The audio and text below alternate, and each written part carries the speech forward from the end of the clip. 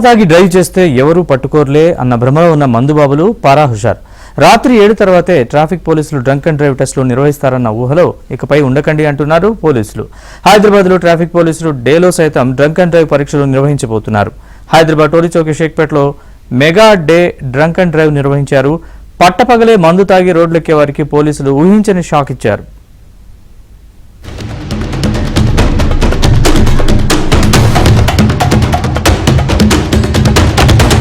మందుబాబులకు traffic పోలీసులు అదిరిపోయే shock ఇస్తున్నారు. రాత్రిళ్లు మాత్రమే కాదు, ఇకపై పట్టపగలు కూడా డ్రంక్ అండ్ డ్రైవ్ టెస్టులు నిర్వహిస్తున్నారు.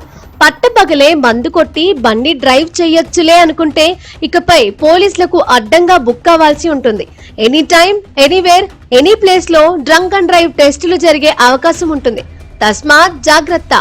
హైదరాబాద్ సిటీ ట్రాఫిక్ పోలీస్ ఆధ్వర్యంలో టోలీచౌకీలోని షేక్పేట్లో మెగా డ్రంక్ అండ్ డ్రైవ్ నిర్వహించారు ట్రాఫిక్ పోలీసులు. Hyderabad CP CV Anand, joint CP traffic Joel Davis ఆదేశాలతో ఈ మెగా డ్రంక్ అండ్ డ్రైవ్ నిర్వహించారు. డ్రంక్ అండ్ డ్రైవ్ లో భాగంగా వాహన తనిఖీలు చేపట్టారు. ఈ క్రమంలో మద్యం సేవించి వాహనాలు నడిపిన వారిని పట్టుకున్నారు. బ్రీత్ అనలైజర్ పరీక్షల్లో 30 పాయింట్లు దాటిన వారిపై కేసు నమోదు చేశారు. మద్యం అతిగా తాగి వాహనాలు నడిపిన వారి వాహనాలు సీజ్ చేశారు.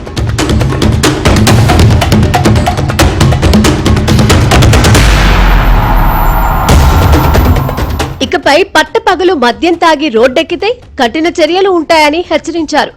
దేశవ్యాప్తంగా 2024లో రోడ్డు ప్రమాదాల వల్ల 1,80,000 మరణాలు సంభవిస్తే అందులో 40% డ్రంక్ అండ్ డ్రైవ్ కారణంగా జరగడం మందుబాబుల బరి తెగింపుకు అద్దం పడుతోంది.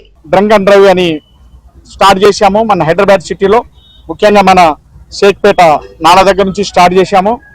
ఇక్కడ నుంచి city traffic police any time any place లో వేస్తుందనే విషయాన్ని అందరూ గుర్తుపెట్టుకోవాలి.